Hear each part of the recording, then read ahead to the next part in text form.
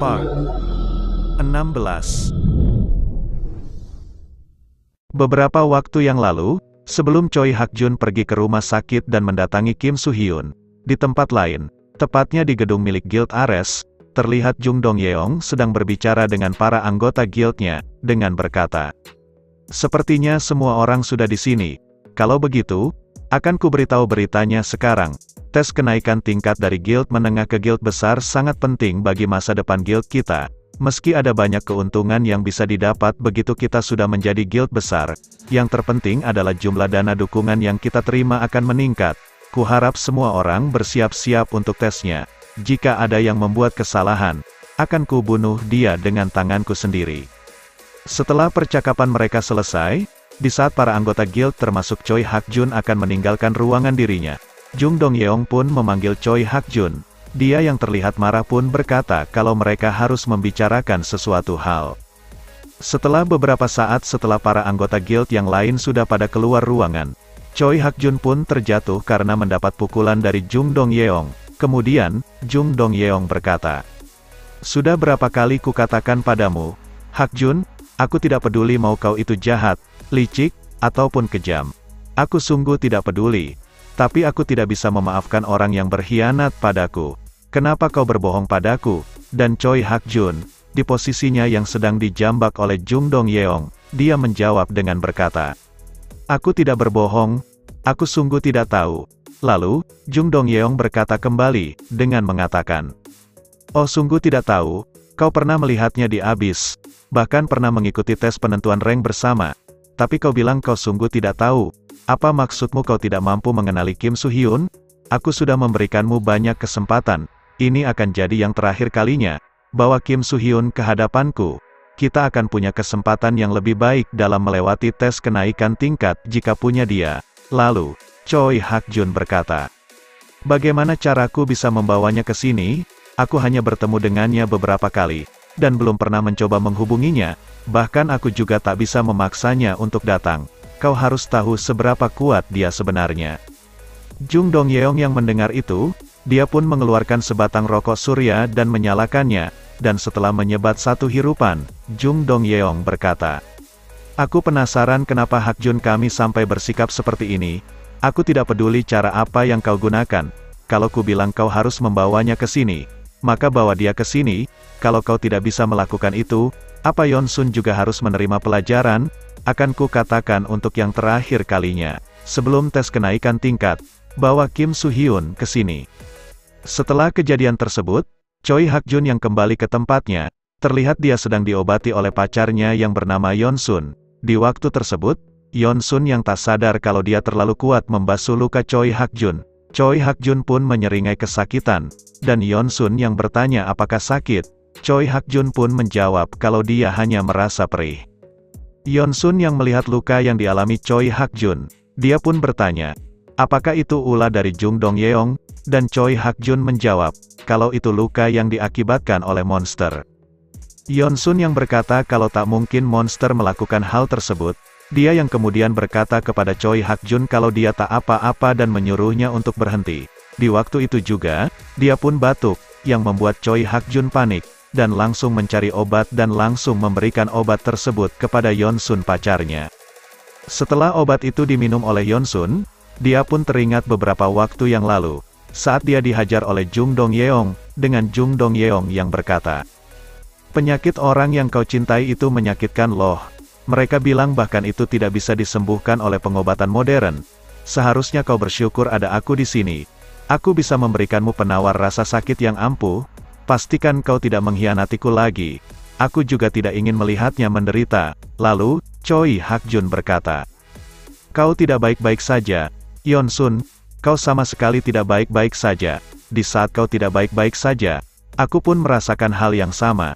Itulah kenapa, sampai kau baik-baik saja, aku takkan pernah menyerah.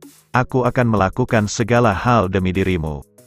Oke, kita kembali ke waktu di mana Choi Hak-jun menemui Kim Soo-hyun di rumah sakit untuk merekrutnya bergabung ke guild, dengan dia yang berkata, "Begitulah, coba pikir baik-baik, ini bukan kesepakatan yang buruk, kau pasti akan mendapatkan banyak panggilan dari guild dan asosiasi, tapi kalau kau bergabung dengan guild kami, kami pastikan kau takkan diganggu oleh apapun. Kalau kau bergabung dengan guild kami, dan sebelum perkataannya selesai, Kim Soo-hyun pun memotongnya dengan berkata, "Tunggu Choi Hak-jun, situasi ini. Aku yakin kau pun sadar bahwa ini terasa tidak wajar kan? Sebelum kau meyakinkanku untuk bergabung ke dalam guildmu lebih jauh, kurasa akan adil kalau kau menjelaskan apa yang sedang terjadi. Pasti ada sesuatu yang terjadi kan?" Dan sekilas, terlintas kejadian pada saat waktu dulu Kim Soo-hyun berkata kepada Choi Hak-jun, dengan Kim Soo-hyun yang berkata kepada Choi Hak-jun, kalau dirinya membutuhkan bantuan, dia bisa menghubunginya kapanpun itu. Setelah itu, Choi Hak-jun berkata, "Cuman itu yang ingin kau ketahui, situasi saat ini, kalau begitu, lawan aku, kalau kau menang, akan kuberitahu segala hal yang sedang terjadi. Tapi kalau kau kalah, kau harus bergabung dengan Guild Ares." Kim Soo-hyun yang teringat dengan kehidupannya yang lalu, dia berkata, "Choi Hak-jun, awakener nasional rank A termuda, serta anggota guild kelas dunia, Ares." Choi Hak-jun yang terkenal karena kejeniusannya itu, di malam sebelum tes kenaikan tingkat untuk menjadi rank S, dia membantai seluruh anggota guild Ares. Meskipun aku pernah bertemu dengannya beberapa kali saat masih menjadi Kim Sung-in, saat itu dia benar-benar orang yang berbeda. Tidak seperti sebelumnya, Choi Hak-jun yang sekarang secara keseluruhan merupakan orang yang baik. Saat kita bertemu di depan agensi, dia seperti ingin mengatakan sesuatu. Dia juga berusaha keras mengabaikanku saat kami ada di depan Jung Dong-yeong. Bahkan di Anyang, aku melihatnya bertarung untuk menyelamatkan orang lain. Choi Hak-jun yang seperti itu, kenapa? Dan scene pun berganti, pada saat Choi Hak-jun yang menyerang Kim Soo-hyun di rumah sakit, karena dia anggap kalau Kim Soo-hyun menyetujui permintaannya, karena dia tidak menjawab. Di saat Kim Soo-hyun sedang dalam posisi di udara, dia yang berkata dalam hatinya dengan mengatakan kalau Choi Hak-jun terus memaksanya untuk bertarung meski dirinya sedang terluka. Kim Soo-hyun yang mengetahui kalau Choi Hak-jun bukan tipe orang seperti itu, dia pun lalu berkata kepada Choi Hak-jun, kalau dirinya akan mencari sendiri alasan Choi Hak-jun melakukan tindakan hal tersebut. Para dokter dan suster-suster yang berada di rumah sakit itu, mereka yang merasakan getaran di gedung tersebut, salah satu dari mereka pun berkata kalau mungkin itu terjadi karena gempa bumi. Namun tak lama seorang suster datang, dan memberitahukan kalau ada awakener yang sedang bertarung di lantai atas. Di saat Choi Hak-jun melancarkan serangannya kepada Kim Soo-hyun, Kim Soo-hyun pun bisa menghindarinya dengan cara merunduk, kemudian bergerak dan melancarkan serangan tendangan terhadap Choi Hak-jun. Tetapi Choi Hak-jun bisa menangkis serangan tersebut. Kim Soo-hyun yang menyadari kalau serangannya ditangkis oleh Choi Hak-jun, dia pun lalu merubah arah serangannya, dan langsung mendorong Choi Hak-jun, dengan cara menginjaknya. Kim Soo-hyun yang berkata dalam hatinya kalau dia harus sesegera mungkin menyelesaikan pertarungan tersebut, karena bisa menghancurkan rumah sakitnya. Setelah dia mendarat, dia yang mencari senjatanya yang bernama Gram. Saat dia melihatnya, tak diduga Choi Hak-jun sudah melompat untuk bersiap-siap menyerang dirinya, dan Kim Soo-hyun yang menyadari itu, dia pun lalu mengambil selimut dan mengibaskan ke arah Choi Hak-jun, dan ketika Choi Hak-jun terhalang pandangannya, Kim Soo-hyun dengan cepat bergerak menuju tempat senjatanya berada. Namun di waktu yang bersamaan, di sisi Choi Hak-jun, dia yang sudah bersiap-siap menyerang, dia berkata, "Maafkan aku kalau aku akan sedikit pengecut dalam pertarungan ini. Aku takkan membiarkanmu mengambil senjatamu, karena aku tahu kalau aku jauh lebih lemah darimu." Choi Hak-jun lalu menyerang Kim Soo-hyun dengan sword auranya, yang langsung melesat ke arah Kim Soo-hyun, yang menimbulkan ledakan besar sehingga membuat dirinya terpental keluar. Meski Kim Soo-hyun berhasil menghindari serangan dari Choi Hak-jun, dia pun masih terpental karena tekanan yang sungguh luar biasa, dan Kim Soo-hyun pun mengakui, kalau Choi Hak-jun memanglah awakener yang kuat. Kim Soo-hyun yang melihat pisau di dekatnya karena terpental oleh tekanan dari serangan Choi Hak-jun, dia pun lalu menangkapnya, dan dia yang menyadari kalau banyak warga sipil yang berada di sekitar mereka. Kim Soo-hyun pun mencoba untuk memancing Choi Hak-jun ke atap rumah sakit, kemudian mengeluarkan skill Divine Flame-nya, dan langsung mengarah ke atas atap rumah sakit. Setelah turun di atap, Kim Soo-hyun yang berkata dalam hatinya, kalau seharusnya dia takkan kalah jika melawan Choi Hak-jun dengan tangan kosong, Namun pengecualian kalau dia berada di kondisi yang seperti biasa, namun berbeda di waktu yang sekarang, karena dia masih terluka karena pertarungannya di Anyang yang masih belum sepenuhnya pulih. Choi Hak-jun yang akhirnya datang mengejar Kim Soo-hyun ke atap rumah sakit. Dia yang melihat Kim Soo-hyun menggunakan pisau sebagai senjatanya. Dia pun berkata, apakah Kim Soo-hyun berpikir kalau senjata tersebut bisa membantunya? Dan Kim Soo-hyun pun menjawab dengan berkata, tentu saja. Di saat mereka sedang bertarung, di waktu tersebut, Kim Soo-hyun berkata dalam hatinya, dengan mengatakan, karena ini bukan senjata yang cocok untuk seorang awakener, aku tidak bisa melakukan banyak hal dengan ini. Pisau ini juga tidak memiliki resonansi terhadap magic. Tapi meskipun begitu, aku percaya diri dengan kontrol magicku. Dan akhirnya, Kim Soo-hyun yang mengalirkan magic ke senjata pisaunya, dia pun berhasil mendaratkan serangan kepada Choi Hak-jun, yang membuat Choi Hak-jun marah, dan kemudian mengeluarkan skillnya ke arah Kim Soo-hyun, yang bernama Sword Slash Full Moon Blast, yang seketika membuat ledakan besar. Dan tak berselang lama, polisi pun datang untuk mengamankan orang-orang yang ada di sekitar rumah sakit, dan di atap rumah sakit, setelah Choi Hak-jun melancarkan serangannya, dia pun tertawa setelah melihat ke arah Kim Soo-hyun, dengan dia yang sedang memegang pisaunya yang diselimuti oleh magic. Kemudian, Choi Hak-jun berkata, sudah kuduga, aku tidak bisa menang melawanmu, Soo-hyun. Di sisi Kim Soo-hyun, dia yang berhasil menahan serangan yang dilancarkan oleh Choi Hak-jun.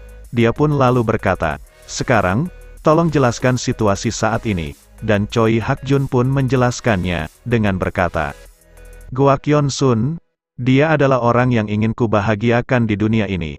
Yeon-sun dan aku menghabiskan masa kecil kami bersama-sama.